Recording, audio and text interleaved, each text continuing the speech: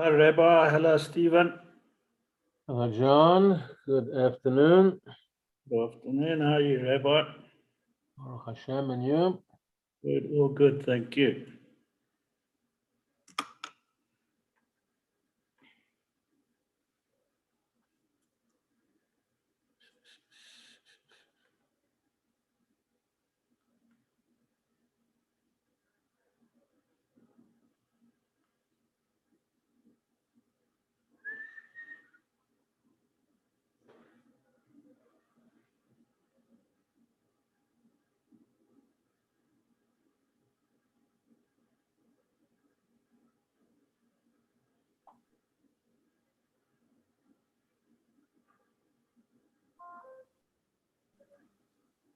Hello, everybody.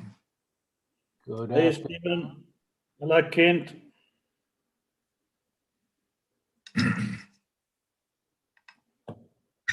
You're on mute, Kent. Hello, Kent. Hello, Stephen. That doesn't help. Thanks. Hi, Rabbi. Hi, John. How are you, Kent? All good, thanks. Hi. Everybody's on mute.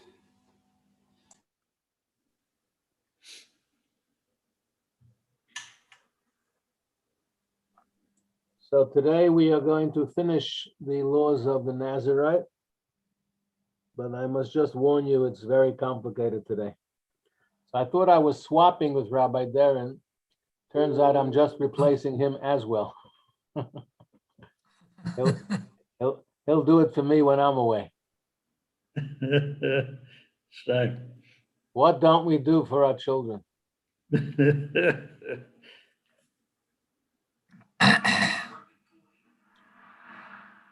All right, let's get started because, as I say, it's You can claim double pay, Rabbi, for this. yeah, double nothing. Okay, so we are concluding the chapter on Nizirut, on the laws of the Nazarite, and the Nazarite completed his stint of sanctity by shaving and bringing sacrifices, and now we have particular complications which make it, as I say, very, very confusing. It's a very challenging chapter, so you'll have to bear with me. We're talking about cases where a Nazarite also becomes a Metzora. He gets afflicted with tzoras, with the leprous curse. And then there's cases where we're not sure, there's an element of doubt whether he had tzoras or not. And then there's an element of doubt, did he come into contact with the dead when he shouldn't have during his period of being a Nazarite? And all these are very complicated. And if you get all three together, it's quadruply complicated.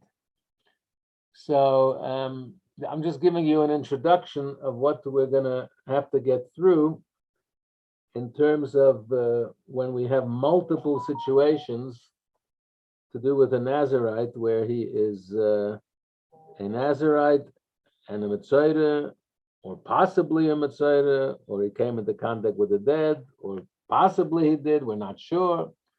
And we have to somehow make arrangements for all possibilities.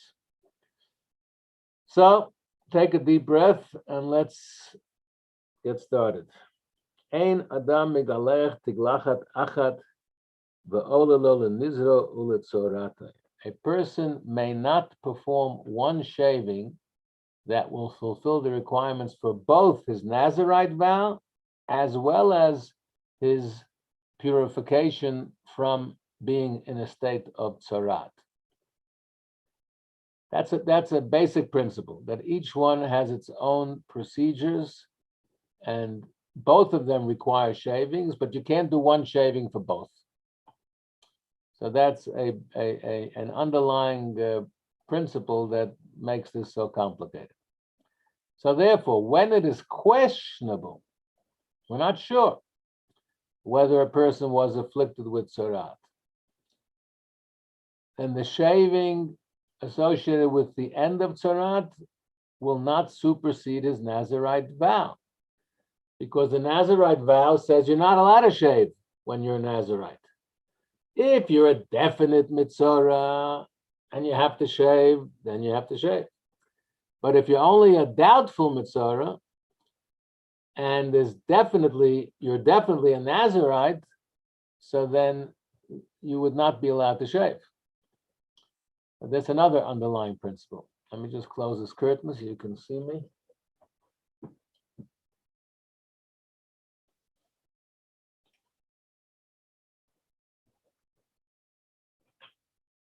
No, did that help? I don't know. Didn't make that much of a difference, did it? Okay, so therefore, the following rules apply. If a person took a Nazirite vow for a year, a full year, and throughout this year, there was a question, a doubt. We weren't 100% sure if he had tzoras or not.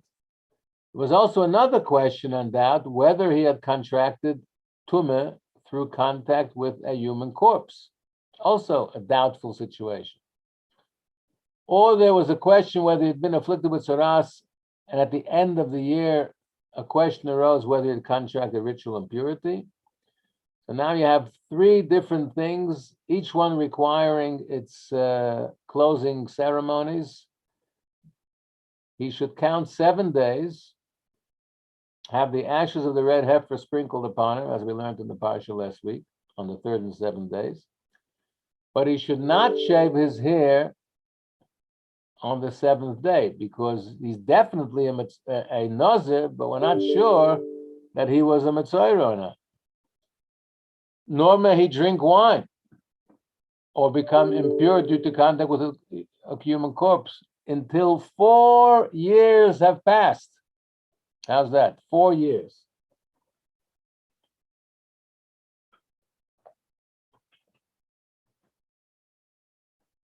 Okay, I know what's the problem. I have to put on a light, sorry.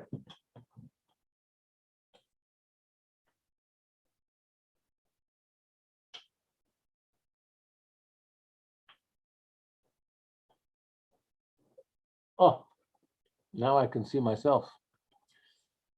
Right. Let there be light.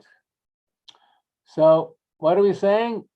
He may not drink wine or become impure. In other words, his Nazirut is going to last for 4 years, but he only took a vow for 1 year. But because of these added complications, we're not sure if he is a Mitzvah. We're not sure if he came in contact with the dead. Each one has to go through its own closing down ceremonies. And because of his Nazir, you can't do it until he's finished being a Nazir. So this is the very complicated situation. So he may not drink wine or become impure, meaning he's not out of his Nazirut until 4 years have passed. He may partake of consecrated food, however, after 2 years have passed, because he's required to shave his head 4 times. A, the shaving when he completes his Nazirite vow, which has to be done in a state of purity.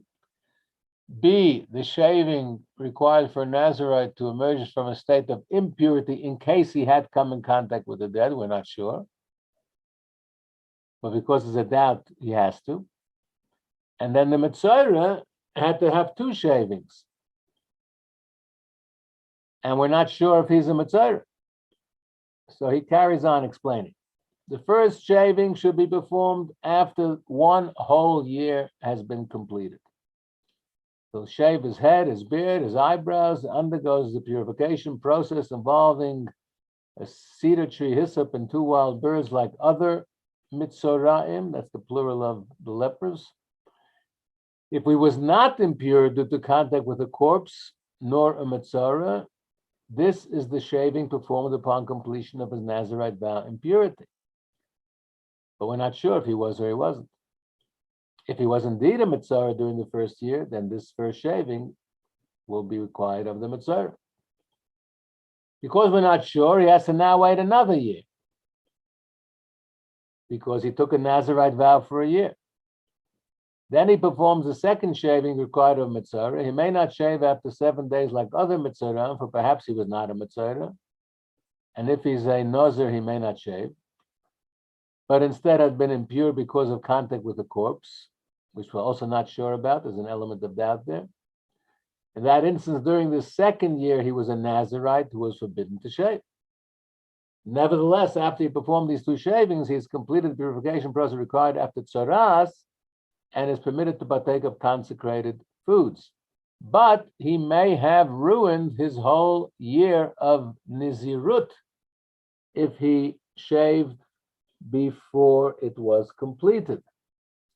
He then waits another year and then does a 3rd shaving. In case he had been definitely a Mitzorah during the 1st year and not impure because of contact with the corpse, the observance of the 1st year was not of consequence for him because these were days when his status as a Mitzorah was defined, it was definite. The observance of the 2nd year was not of consequence for him because these were the days when he was counting as part of the purification of Mitzorah between the 1st shaving and the 2nd shaving. Therefore, he must wait a 3rd year, observing his Nazirite vow. Afterwards, he performs a 3rd shaving for his Nazirite vow. This shaving is required to emerge from purity. Nevertheless, perhaps he was definitely impure because of contact with the corpse, which we said was a doubt. We never resolved that doubt. And maybe he was also definitely a Mitzorah because that too was a doubt, unresolved. And one shaving, here's another principle. One shaving cannot serve the purpose of his Nazirite vow and the purification from Tzorat. So you can't be one for both. Each one needs its own shaving. Thus, the 1st and 2nd shavings were for purification from Tzorat. The 3rd shaving was from ritual impurity. None of these 3 years count because the 3rd shaving was to purify him from ritual impurity. Therefore, he must now wait a 4th year observing his Nazirite vow and then perform a 4th shaving. After each of the times that he shaves because of the doubt, it is forbidden to benefit from his hair because of the doubt involved, because it is permitted to benefit from the hair of a Nazirite who became afflicted with Tzoras, but we're not 100% sure. So don't feel bad if you're a bit lost, because as I say, it's rather complicated today. Similar rules, number 3. Similar rules apply if a person took a Nazirite vow for 10 years, okay? So we said if he took it for 1 year, and then there was a doubt if he was a Mitzorah, and a further doubt if he became Tomei through the dead, he's going to have to be a Nazir for 4 years. Now, if he took a vow for the Nazirite for 10 years, the same exact process will have to go through, only it'll be multiplied by 10. So he's going to be a Nazir for how long? 40 years.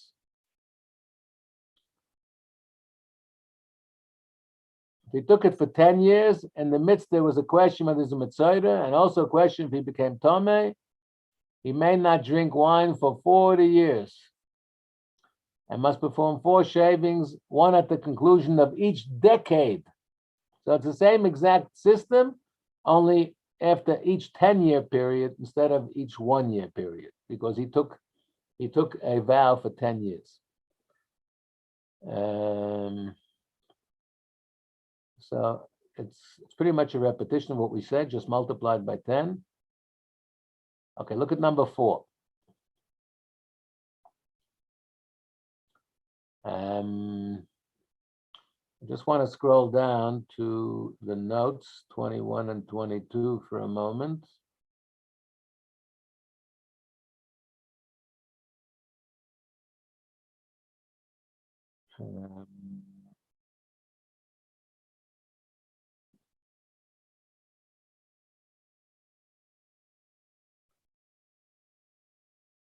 Okay, he's now going to tell us that because there are different rules for generally a wealthy person is expected to give a better quality offering than a less affluent person. A wealthy person who can afford an animal should give an animal. If you are not so affluent, you can give a bird. If you're really poor, you can give a meal offering from flour. So number 4 says, how should such a person bring the sacrifice of God? If he was rich, and now because we're not sure, there's an element of doubt of which offerings he should be bringing. So this is a legal solution here. It's quite clever, a legal loophole, if you will. If he was rich, he should sign over all of his property to someone else. Now he's no longer rich. It's got to be someone he trusts to give it back to him afterwards, eh? The rationale is that a wealthy Mitzorah who brought a sacrifice befitting a poor one does not fulfill his obligation. But we're not really sure if he's a Mitzorah.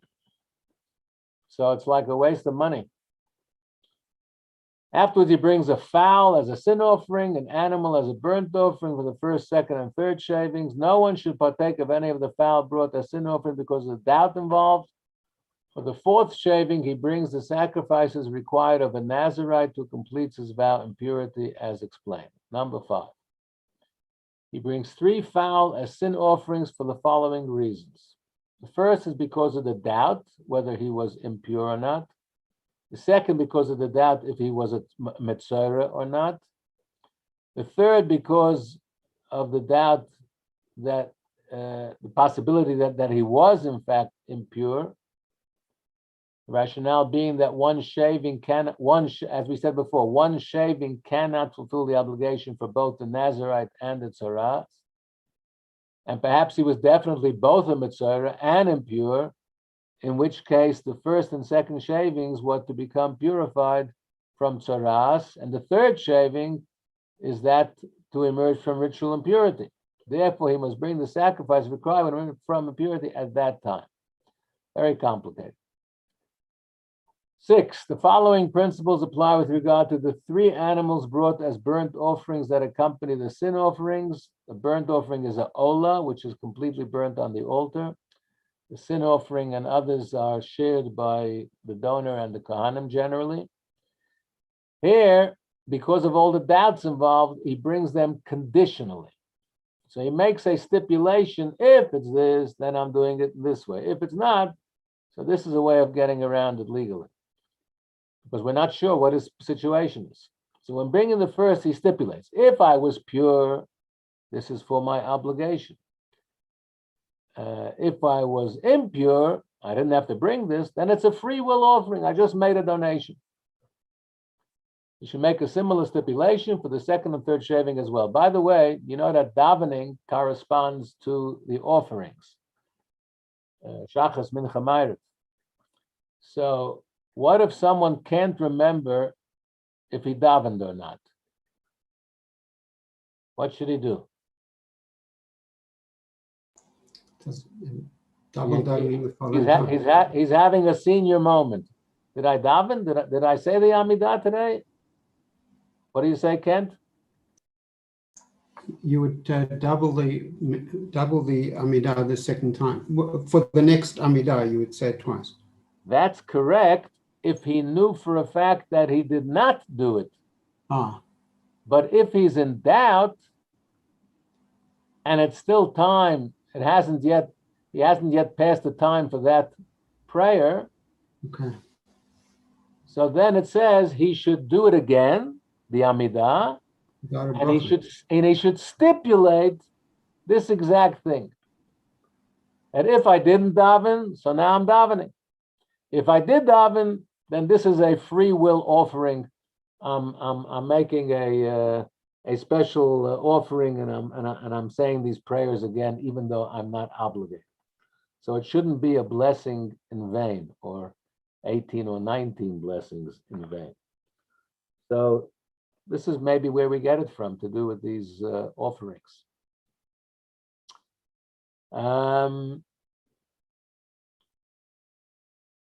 If I was definitely,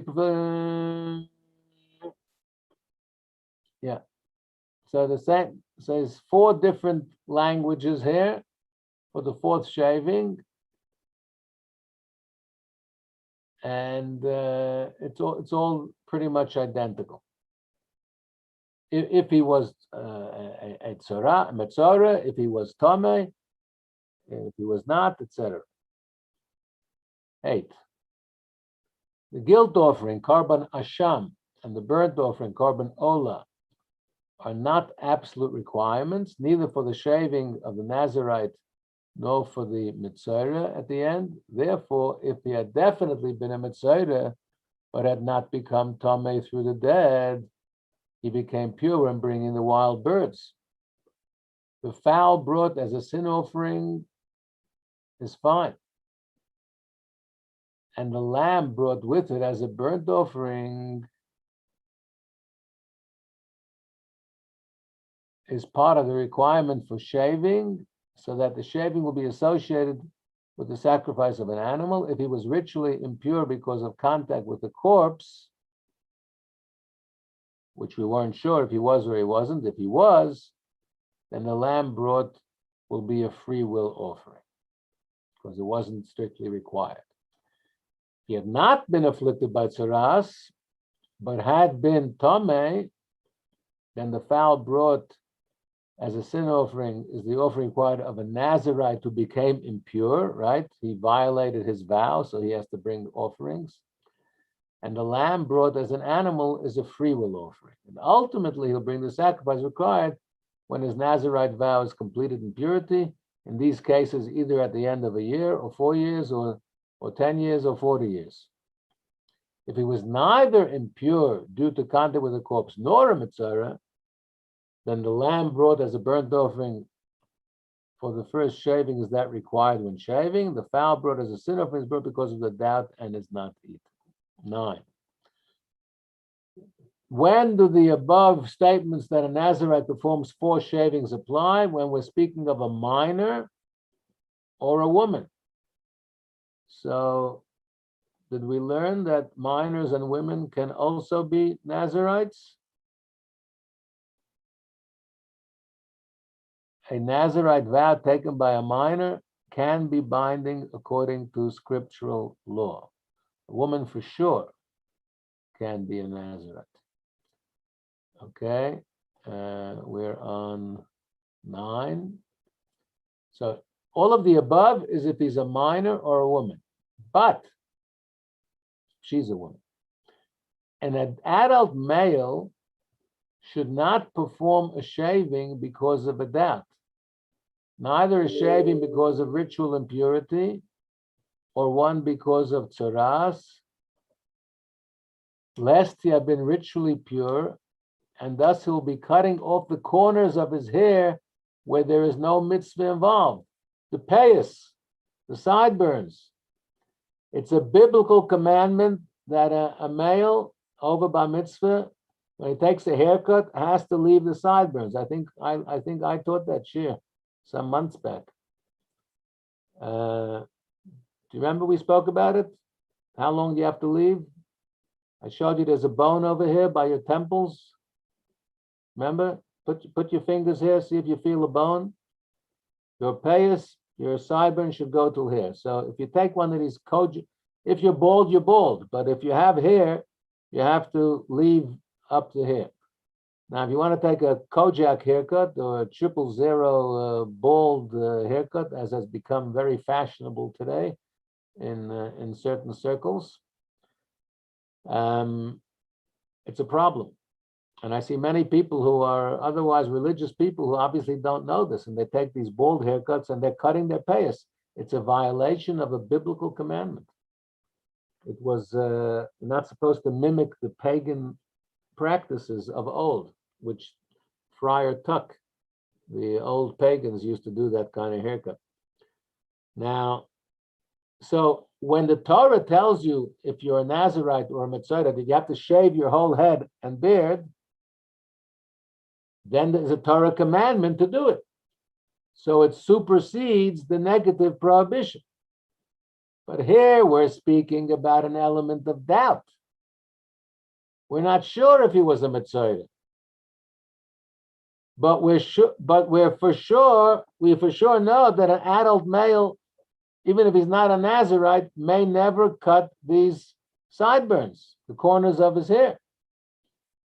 So an adult male should not perform a shaving in a situation of doubt, neither for ritual impurity nor tzaras, because he will be cutting off the corners of his hair where there's no mitzvah involved, and that would be a violation of a biblical commandment. Therefore, in such a situation, an adult male should perform only the shaving required when completing the Nazirite vow in purity. For these 4 shavings are not absolute requirements because we weren't sure if he was or he wasn't. Therefore, they are only the more complete way of performing the mitzvah. 10. How should a Nazirite conduct himself if he's certain that he contracted tzaras, but he's uncertain whether he became tameh? So after he's purified from his tzaras, he should have the ashes of the red heifer sprinkled upon him 3rd and 7th day, just in case he was ritually impure from the dead. He performs the shaving required when emerging from ritual impurity, and then begins to count the days of his Nazirite vow in their entirety. For due to the doubt, the first days he counted is nullified. He has to go back to square one. Then when he finishes the Nazirite number of days, he brings the sacrifices for the Nazirite and may drink wine. And only thereafter will he bring the sacrifices for tzarat and then be able to partake of sacrificial food. 11. Following rules apply if it's certain that he became impure from a contact with the dead, but we're not sure if he was a Metzora or not. After he's healed from his questionable status as a Metzora, he should count the full amount of the days of his Nazirite vow. Only after that perform the shaving of the Metzora, because shaving because of tzaras is questionable does not supersede his Nazirite vow where he's not allowed to shave. That's a definite. So a doubt does not push away a definite. Afterwards, he counts the 7 days between the first shaving and the second performance of that shaving. Then he should bring the sacrifices and partake of sacrificial foods if he had the red heifer ashes sprinkled upon him. Then he counts 7 more days because of the impurity that he was in contact with the dead. And then he counts the full term of his Nazirite vow. 12, similarly, if he was certainly both ritually impure from the dead and the Metzora, no doubts, for sure both. Triple jeopardy, Nozir, Metzora, Tumas Mes.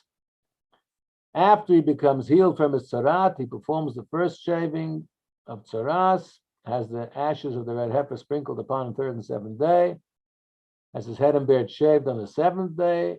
This is the second shaving from tzaras, brings the sacrifices, then counts 7 more days, performs the shaving from Tumah, then counts the full term of his Nazirite vow because he has to go back to square one, and then brings the sacrifices of the Nazirite at the end, and only thereafter may he drink wine.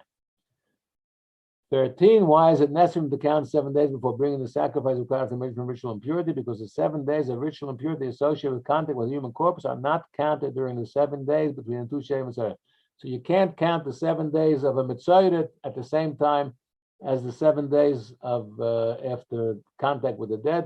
It has to be 2 separate counts. And finally, to conclude the entire section of the Nazirite, we have some general words of advice and wisdom from the Rambam of what kind of vow is appropriate and holy and what kind is perhaps arrogant and foolish at the same time. If a person says, I will be a Nazirite if I do this and this, such and such a thing, or if I do not do this, he's a Rasha, he's wicked. That is sinful. That's not the kind of vow. You want to be a Nazirite? Say you'll be a Nazirite. Don't go make conditions. I'll be a Nazirite if I go swimming tomorrow, if I paint my house tomorrow. What does one thing have to do with the other? You want to take a vow of sanctity, you want to bring extra purity, you want to be more careful and scrupulous, make a vow with pleasure. But don't go make connections and conditions, that is not appropriate. If, however, a person takes a Nazarite vow to God in a holy manner, this is then delightful and praiseworthy. And concerning this, the Chumash says, Nezer elakov al rosheh, the diadem or the crown of his God is upon his head. Kodesh hu Lashem, he is holy unto God. And the verse in the prophet Amos equates him with a prophet. In one verse of Amos, we see prophets and Nazarites mentioned. From your sons I will raise some as prophets, and from your youth some as Nazarites, meaning that a Nazarite in some ways can be compared to a prophet, which is quite a compliment, but that's only if it is done in the right way.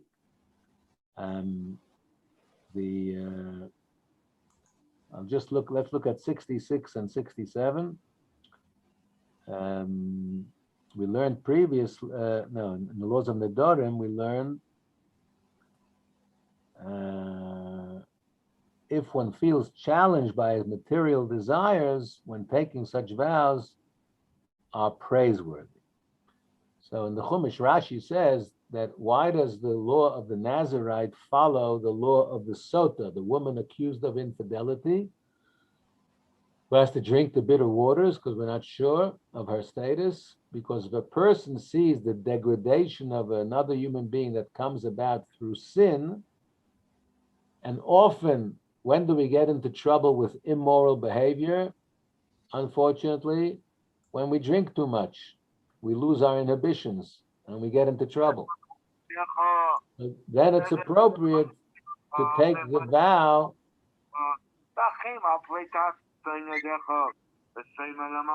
Whoever has noise coming from him, please mute yourself. I don't know where it's coming from. It's me, Rabbi. Sorry, I'm busy watching a funeral that I've been attending. Another one of our neighbors passed away this morning. I'm sorry, Baruch Dayanemes. Okay, so if he takes the vow to distance himself from sin, then it's praiseworthy. And finally, 67 tells us this verse that we quoted in the last paragraph here, Nezer elokov arosha, the diadem. A diadem is like a crown. The crown of Hashem is upon his head. The word Nezer is the same letters as Nazir. You see that? I'm pointing to it. Nezer and Nazir is the same exact letters. So we see there the connection that by being a Nazarite in a good way, that you can become, you have the crown of Hashem upon you. Okay. Rabbi? Yes. Question. I understand all about the doubts except in regard to Matzorah. It was always my understanding that a Matzorah is only a Matzorah if a Kohen says so. And if a Kohen doesn't say so, you're not a Matzorah. So whose doubt are we talking about? If the Kohen says you're a Matzorah, you are. If he doesn't say you're Matzorah, you're not. I don't understand how a doubt arises in regard to Matzorah as opposed to the other classifications. Excellent question. Excellent question.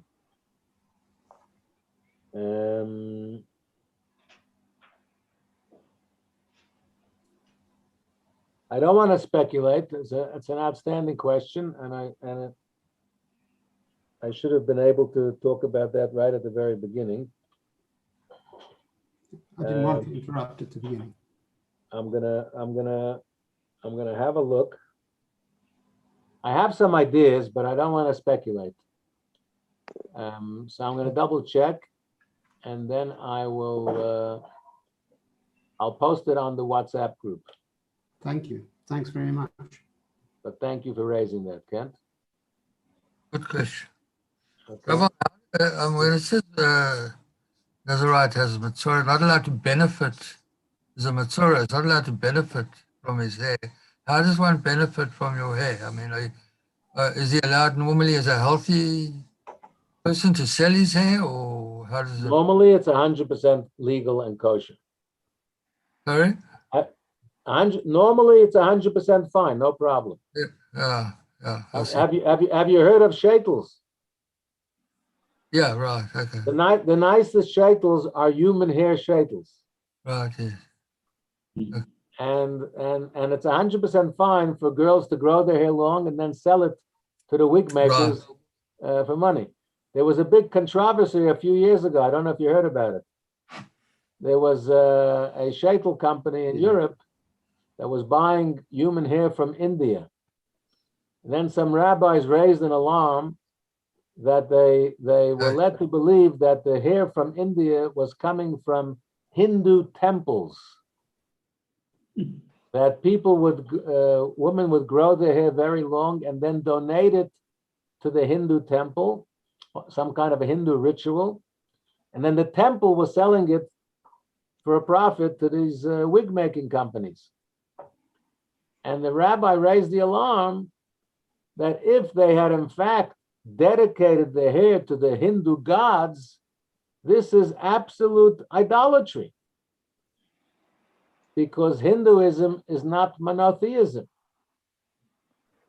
And there were pictures of shaitel burnings in Bnei Brak.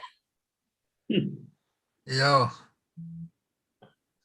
Yeah. So, but under normal circumstances, you're allowed to do it, no problem. So that's what it means, to benefit from. I see some gentlemen on this group who could use a shaitel, no? Thanks What do very you- much. What do you mean by that? No. I don't mean a thing. I don't mean a thing. I mean my hair is starting. My hair is starting to get very thin. That's what I mean. Rabbi, I could have been in a good business. Many years ago, I was requested by a company to formulate and develop a wig shampoo. In those days, we didn't know from shaitels. I mean, there were obviously, but we weren't in that crowd, so to speak. And I formulated something, and I made the first batch and added a little bit of profit just to cover my expenses, etc. And they bought the first one, and they never ordered any more. I think they got an analytical chemist to analyze what I had made, and then they made their own.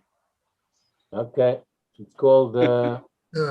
You had your intellectual property stolen. Is that it? Yeah. And what did I know? I didn't know much in those days, unfortunately. Okay, lady and gentlemen, I gotta excuse myself. Thank you, Zag Thank you, Rabbi. Please God, I'll see you on Friday. Hopefully the subject matter will be a little easier. Yeah. Thank Thanks. you.